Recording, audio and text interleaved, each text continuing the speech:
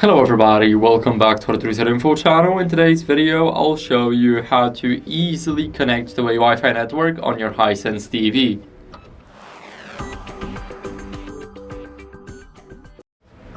So first, what we want to do is we want to go over to settings. Now let's go over to connection, and here in the connection, go over to the network. Now select network configuration, and here, as you guys can see, we will have all the networks that we can connect to. So let me just choose one. Now what we gotta do is we need to enter the password. So let me quickly do that off camera.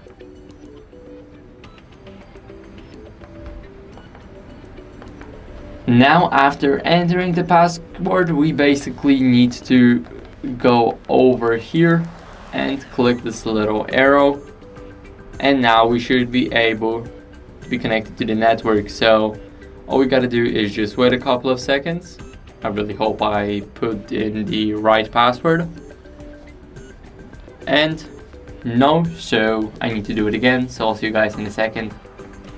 So now after entering the password, as you guys can see, we are connected successfully to the network. So that's basically it. I hope this video helped you, and if it did, then leave a like, sub, and a comment, and I'll see you in the next one.